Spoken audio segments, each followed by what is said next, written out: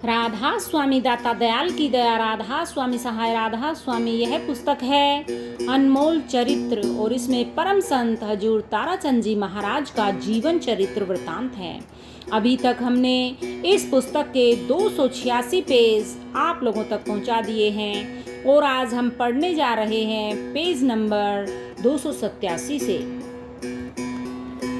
दिनोद धाम में अब तो मैं हुजूर साहब का सत्संग सुनने और दर्शन करने लगभग रोजाना जाने लगा। एक विरह सी उठनी शुरू हो गई जो रोके से भी नहीं रुकती थी और उसका इलाज था हुजूर महाराज जी के दर्शन और वचन।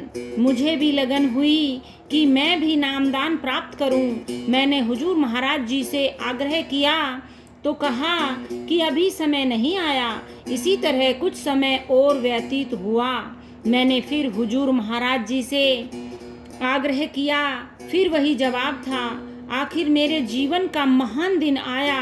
बसंत पंचमी 1976 को हुजूर ने मुझे स्वयं बुलाकर नामदान दिया, रूहानी ज्ञान बताया तो मेरी खुशी की कोई सीमा नहीं रही। उस दिन मेरा काल के हाथ से कागज लेकर परम पुरुष पूरन धनी ने अपने हाथ में ले लिया। अब मास्टर जी को नामदान मिल चुका है। राधा स्वामी। जब मास्टर का अहंकार दूर हो गया, आज ये मास्टर यानी परम संत हजूर कंवर सिंह जी महाराज लाट साहब बन रहा है और यह शब्द भी गाता है, मेरा आज्ञाकारी है। वह मेरे साथ चला गया। होशियारपुर में सत्संग था। इसने पुस्तक ली, उसको पढ़ने लग गया। यह एमए बीएड है, मैं अनपढ़ हूँ। मैंने कहा, मास्टर यह पुस्तक तेरी समझ में नहीं आएगी। यह कुछ नहीं बोला। इसने मुझे बाद में बताया कि उस दिन इसको बड़ा भारी दुख हुआ, इसमें बड़ा भारी गुस्सा था, इसलिए यह बड़ा नाराज हुआ। बाद में उपदेश लिया, तब आकर पांव पकड़े। इसने कहा, मैं बड़ी गलती पर था। मैंने पूछा, क्या बात हुई? इसने कहा, आज मेरी चौंध खुली है। आपने उस दिन कहा था कि मास्टर तू इन किताबों को समझ नहीं सकता है। उस वक्त मुझे बड़ा दुख हुआ था कि मैं इतना पढ़ा हुआ हूँ और महाराज कक्का नहीं जानते, ये समझते हैं और मैं नहीं समझता हूँ। मुझे यह अहंकार था। इसका वह अहंकार इसके नाम लेते ही निकल गया। मुझे पता है कि वह विद्या कुछ और ही है जो 18 मंजिलों को समझाकर पूरा पता देते हैं।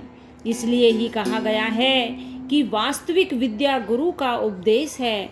इससे बड़ी और विद्या है भी नहीं। सारी विद्याएं नीचे रह जाती हैं। सबसे बड़ा त्योहार सद्गुरु के दर्शन है। सारे ही जितने त्योहार हैं उनमें भोजन बनाकर तुम खा लोगे, दान पुण्य कर दोगे, चले जाओगे, फिर वापिस आओगे। इनमें कोई भी त्योहार तुम्हें नरकों से नहीं बचा सकते हैं। सद्गुरु के दर्शन तो सबसे बड़े त्योहार है, वह तुम्हें नरकों से बचा लेगा। राधा स्वामी। जब मेरे मुख में से तारा निकला, मैं होशियारपुर चला गया। वहाँ 1 महीना या 40 दिन रहा। मेरे महाराज जी अरमान साहब उस वक्त चोला छोड़ गए थे। मुझे कोई विशेष काम नहीं था, आज़ादी थी, पर न तो मुझे किसी से बात करने का और न ही कोई काम करने को मेरा मन था। एकांत में रहता था, इसलिए कहता हूँ, रहना एकांत का यही मता संत का। मैं होशियारपुर में कई दिन अकेला ही रहा। एक दिन मैं लेटा हुआ था, मेरे मुंह से तारा निकला। मैंने सोचा कि प्राण ही निकल गए हैं। फिर तारा उड़ जाता है और मैं सोचता हूँ कि मेरे प्राण ही निकल गए। मैं कहता हूँ कि प्राण तो निकल ही गए हैं, अब क्या बनेगा? आप लोग सोचो, आप सत्संगी हो। उस समय यह किसने कहा कि प्राण निकल गए और फिर उन प्राणों को देखने वाला कौन था? प्राण तो निकल ही गए थे, फिर वह तारा वापस आता दिखाई देता है। उसको देखने वाला वहाँ कौन था और यह सब बताने वाला कौन है? देखने वाली चीज और है, सुनने वाली चीज और है, और निकलने वाली चीज और ही है। इसे वे ही भाई बताएंगे जो अभ्यासी हैं, जो हिंदी की चिंदी बनाते हैं। वे यह नहीं बता सकते हैं। जिन्होंने अपने शरीर को रगड़ दिया और अभ्यास करते रहे हैं, वे बता देंगे। राधा स्वामी। फकीर चंद महाराज जी की दूसरी दिनोद यात्रा। हजूर महाराज जी ने पंडित जी को पुनः सन 1977 में दिनोद धाम के लिए आमंत्रित किया। इस बार पंडित जी ने दिनोद आने से साफ इनकार कर दिया, परंतु जब हुजूर महाराज जी ने अधिक आग्रह किया तो उन्होंने कहा, यदि इस बार मैं दिनोद में पहुंच जाऊंगा तो तुम्हारा डेरा उजड़ जाएगा। परंतु हुजूर महाराज जी ने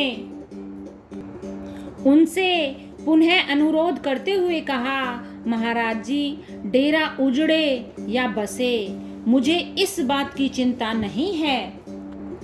मैं एक बार वहां फिर आपके चरण टिकवाना चाहता हूँ। इस पर उन्होंने दिनोद आना स्वीकार कर लिया। इस समय अरमान साहब चोला छोड़ चुके थे। हुजूर महाराज जी अब केवल फकीर चंद जी का ही सहारा समझते थे और शायद इसी कारण से ही उन्होंने उनसे पुनः दिनोद आने का आग्रह किया। इस समय तक हुजूर महाराज जी का सत्संग भी काफी फैल गया था। फकीर चंद महाराज जी के दर्शन करने के लिए काफी संगत दिनोद धाम में पहुंच गई। वे कोई साधारण संत नहीं थे। उनके मुख अरविंद से निकले हर शब्द का बहुत महत्व था। संगत ने उन्हें बड़े ध्यान से सुना। उन्होंने सत्संग फरमाते हुए कहा, यह जो संत ताराचंद है, यह मेरा सदगुरु महर्षि शिवव्रत लाल प्रकट हुआ है और मैं इसे मत्था टिकाने आया हूँ। संसारी अपने अगत जगत आदि की बातों को नहीं समझते हैं। यदि कोई आदमी तुम्हारे डेरे से कोई चीज उठाकर यानी चोरी करके ले जाए तो तुम उनके साथ झाए न करना।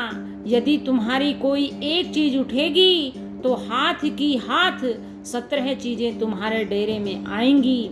इस संबंध में तुम्हें बेचैन होने की जरूरत नहीं है।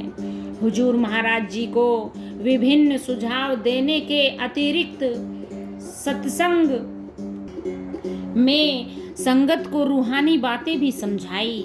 अंत में पंडित जी ने गांव के लोगों को चेतावनी देते हुए कहा, गांव के लोगों, मेरी एक बात को आप ध्यान से सुन लेना।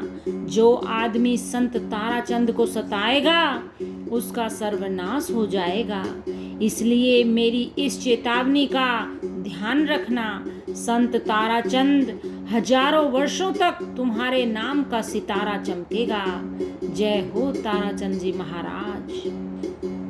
राधा स्वामी। अखबार में झूठा प्रचार, मैं आया तो तेरा डेरा उजड़ जाएगा। परम संत फकीर चंद महाराज के वचन, मैं आया तो तेरा डेरा उजड़ जाएगा, कैसे टल सकते थे। अब शुरू हुआ हुजूर पर मुसीबतों का दौर। एक बार बापोड़ा के एक पंडित ने मेरे विरोध में इसलिए अखबार निकाल दिया क्योंकि उसने मेरे से कहा था कि 1500 रुपए दे दे, नहीं तो तेरी बेइज्जती करूँगा। मैंने कहा था कि मेरे पास 1500 रुपए है ही नहीं। संगत के जो पैसे हैं उनमें से 4 पैसे भी तुम्हें तो क्या, किसी को भी नहीं दूंगा। मेरा यह नेम है। उसने फिर कहा, 1500 रुपये दे दे। मैंने कहा नहीं दूंगा। उसने अपने अखबार में मेरी बुराइयां लिखनी शुरू कर दी। 2-3 अखबार मेरे विरोध में निकाले। मेरे पास आश्रम में इन खबरों के कारण इंक्वायरी भी की गई। आखिर कुछ भी नहीं मिला। सो कौन किसका है? अखबार निकालने वाला जहाँ कहीं भी गया उस पर जूतियाँ पड़नी शुरू हो गईं। बापोड़ा गांव वालों ने उसकी पिटाई भी की, उसको धमकाया भी। मैं आज भी उनका एहसान मानता हूँ। यहाँ के अखबार वालों ने भी उसको उल्टी सीधी सुनाई और कहा, अरे भले आदमी, इस देवता जैसे आदमी के साथ तूने ऐसा व्यवहार क्यों किया? उसने फिर कहा, भाई मेरे पास 20-30 रुपए मेरी कमाई के हैं, ये ले लो। आश्रम के चढ़ावे के पैसे तो मैं दूंगा नहीं, ये तो संगत के पैसे हैं। तूने मेरा यह झूठी बड़ाई लिखी है, इसका पाप तेरे ऊपर चढ़ेगा। मुझे किसी प्रचार की जरूरत नहीं है। उसको दूसरों ने भी लताड़ा। मैंने उसको कहा, मेरे महाराज जी बताया करते थे कि कोई जमींदार रोहतक चला गया। वहाँ एक जाट वकील था जो राजस्थान से आकर बस गया था। वह हुक्का भरे बैठा था। वह जमींदार भी राजस्थानी जाट था। वह उसके पास हुक्का पीने के लिए चला गया। उसने उसको कहा, भाई हुक्का पीऊंगा? उसने कहा, आ जा पी लो। हुक्का पीकर उसने उसको कहा, तू तो भाई मुझे ऐसा दिखता है जैसे न्योलियो यानी बचपन का नाम हो। वह उसको पहचान गया। उस जमींदार ने उसको जब यह कहा कि तू नोलियो तो नहीं है, तब उस वकील ने कहा, बाबा तू हुक्का पी ले और अपनी राह लग जा। मैंने तो तुझे हुक्का पिलाया और तूने यह बात कही। सो मूर्ख की बड़ाई में भी धोखा है। मूर्ख की तो बड़ाई भी अच्छी नहीं होती। भाई ऐसे आदमी की तो ना बुराई चाहिए और ना ही बड़ाई चाहिए। राधा स्वामी। आज इतना ही। राधा स्वामी।